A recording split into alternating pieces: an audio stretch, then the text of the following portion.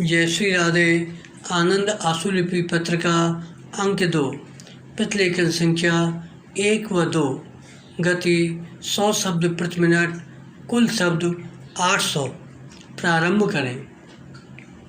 उपाध्यक्ष महोदय, आपने मुझे इस विषय पर बोलने का मौका दिया, धन्यवाद। मैं माननीय सदस्य जी को हृदय से बधाई देना चाहती हूँ कि वह यह निजी विधेयक सदन में लाए और इस गंभीर समस्या की ओर सदन का और सरकार का ध्यान आकर्षित करने का प्रयास किया। विराम। महोदय, रोजी रोटी, कपड़ा और मकान की समस्याओं के साथ देश के लोगों की जन भावनाएं भी जुड़ी हैं और मुझे आशा है कि हम इन मूलभूत आवश्यकताओं को लोगों को प्रदान कराने की दिशा में आगे बढ़ सकेंगे। विराम। मान्यवर, ये इंसान की मूलभूत आवश्यकताएं हैं जिन्हें कि पाने का इंसान को अधिकार है, हर नागरिक का अधिकार है और हर सरकार का, चाहे वह लोकतांत्रिक सरकार हो, चाहे नौकरशाही की सरकार हो, चाहे वह तानाशाही की सरकार हो, चाहे फौजी सरकार हो, हर सरकार का यह नैतिक दायित्व है कि वह अपने देश के नागरिकों को रोजी रोटी, कपड़ा और मकान उपलब्ध कराए। विराम। पैरा। मान्यवर, हमारा दुर्भाग्य है कि देश में इतनी विशाल जनसंख्या होते हुए, अटूट संसाधन होते हुए भी हर एक नागरिक को हम ये सुविधाएं नहीं दे पा रहे हैं। विराम।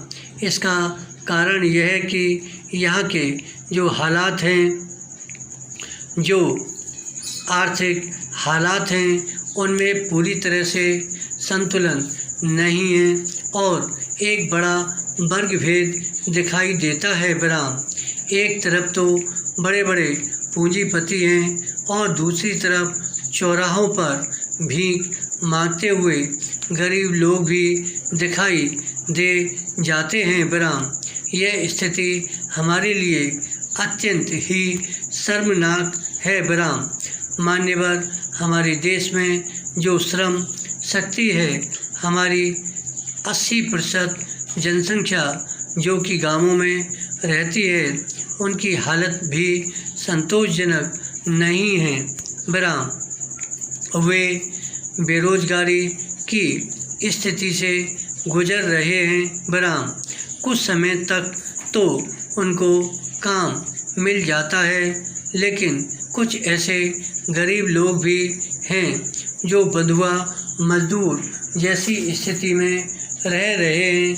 वे पूरे दिन श्रम करते हैं, फिर भी परिवार को भरपेट रोटी नहीं दे सकते। इसलिए मैं इस बिल के माध्यम से सरकार से निवेदन करना चाहती हूँ कि सरकार ऐसी नीतियाँ बनाए जिससे कि लोगों को काम मिल सके। विराम। हमारी केंद्र सरकार और हर राज्य सरकार इस तरह से कार्यक्रम बनाए और इसे अपनी नैतिक जिम्मेदारी समझकर उसका निर्वाह करे और उसको कानूनी जामा पहनाए। विराम। हर सरकार का यह कानूनी दायित्व होना चाहिए। विराम। सरकारें नैतिक जिम्मेदारियों से बंधी हुई हैं।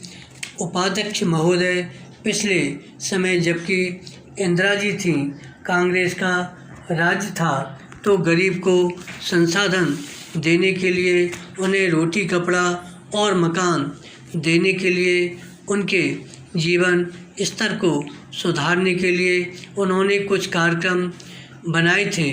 20 सूत्री कार्यक्रम बनाया था। बैंकों का राष्ट्रीयकरण किया जिससे कि लोग योजनाबद्ध रूप से अपने लिए रोजगार हासिल कर सकें और सरकार उनमें सहयोग दे सके। विराम। लेकिन दुर्भाग्य की बात है कि बढ़ती हुई जनसंख्या के कारण और कुछ हमारे देश की नौकरशाही के कारण और कुछ उन कार्यक्रमों का ठीक से क्रियान्वयन न हो पाने के कारण जितना लक्ष्य रखा गया था वह हम पूरा हासिल नहीं कर पाए। विराम। पिछले कुछ वर्षों में उसके परिणाम काफ़ी अच्छे दिखाई देने लगे थे, लेकिन जितना लक्ष्य था वह पूरा होने में काफ़ी कमी रही। विराम। कुछ ऐसा है कि राजनीतिक दलों के आपसी मतभेद के कारण, गलत नीतियों के कारण, अक्षमताओं के कारण और कुछ बार बार सरकारों के बदलने के कारण जो सरकारी कार्यक्रम थे, योजनाएं थीं, वे ठीक से पूरी नहीं हो पाईं। विराम।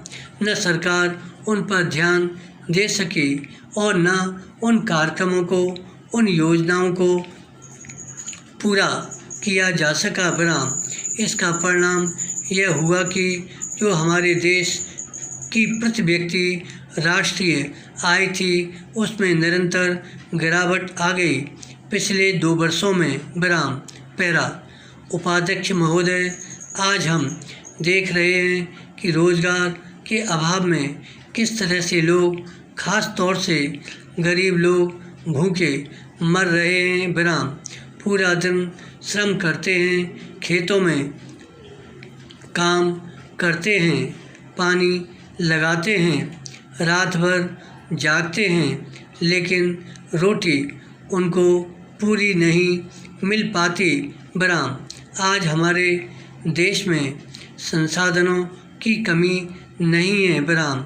अपार संपदा है, चाहे वह वन संपदा हो, चाहे धरती हो, चाहे खनिज संपदा हो, चाहे दूसरी संपदा हो, उसका दोहन ठीक से नहीं हो पा रहा है, उनका उपयोग ठीक से नहीं हो पा रहा है।